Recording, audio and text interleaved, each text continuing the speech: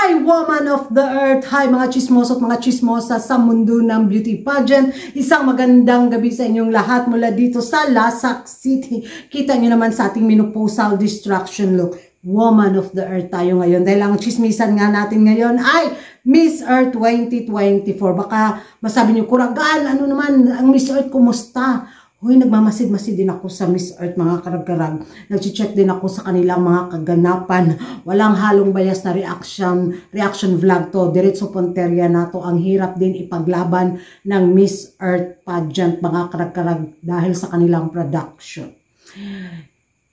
Madam Lorraine, ano na?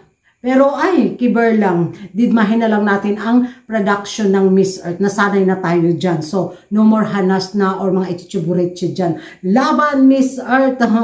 Hanggang makaya pa, Madam Lorraine. Ay, todo mo na. Diba? Ang mahalaga ang kalidad ng mga kandidatang lumalaban sa corona sa Miss Earth. At yung advokasya talaga na ay patok talaga sa nangyayari ngayon sa Earth, mga karag-karag. Masasabi talaga natin, bahala na ng production ni Madam Lorraine. Basta dito tayo sa totoong pa-advocacy. Ay totoong ipinaglaban talaga at hindi eme-eme, kimirot, kimbot lang. Diba? Hindi lang talaga siya ganun kalakas or hindi lang talaga ganun kapalo ang ingay niya sa social media. Dahil na siguro, ayun, inantok siguro ang mga beauty pageant lover pag nanood sa Miss Earth. Diba? Wala talaga yung kilig factor, pero pagdating naman sa mga kandidatang pinanalo ni Madam Lorraine sa Miss Earth pageant, mga karag-karag, sabihin natin di kalidad talaga. Grabe yung mga brain cells nila. Sungguhon jud ang imong utok kung bugo ka, mga karag-karag, gaya ni Kuragan, no, di ba? So, marami din ako manabasa sa mga chismisan bitaw na ay, kailan daw magbago ang Miss Earth pagdating sa production para daw matuwa ang mga beauty pageant lovers.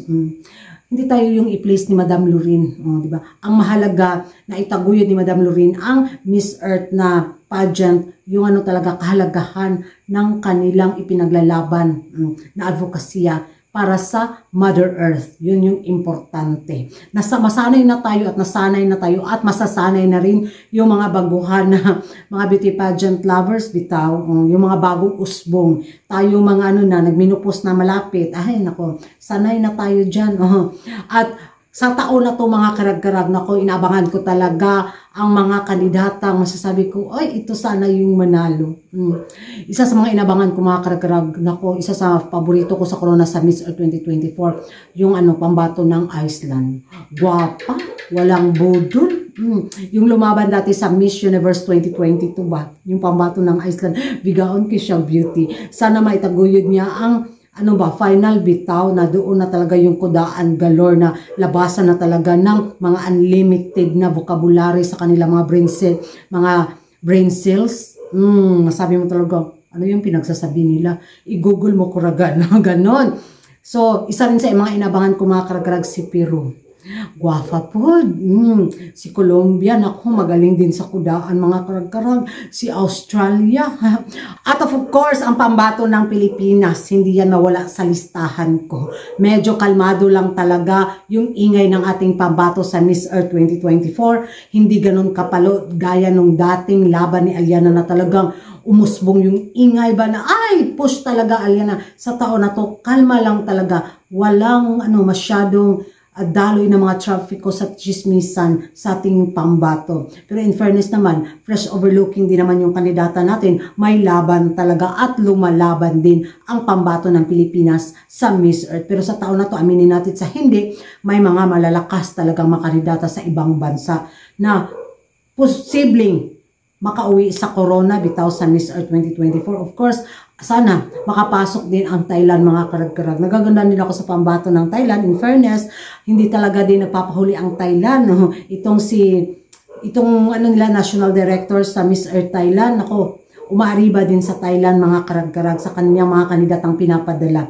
Hindi nawawala sa sirkulasyon bitaw sa mga placement. Sana sa taon na to, usad din ang Thailand para maging happy din ang ating mga kapitbahay sa Miss Earth pageant. So yan lang yung mga karag-karag, ang mga latest kaganapan na maichika ko sa inyo sa Miss Earth 2024 sa mga paborito kong kandidata na makasungkit ng corona.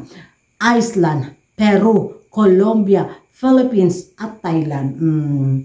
And mag-ingay tayo sa comment section mga karagkarag kung ano yung masasabi ninyo sa Miss Earth 2024. Sino yung mega favorite nyo mga karagkarag na makasungkit sa corona sa taon na to? Mag-ingay tayo sa comment section at kung hindi ka pa nakapag-subscribe sa YouTube channel ko, don't forget to like and subscribe ko ragan karag ang babaeng lagi na karagkarag and see you in my next vlog.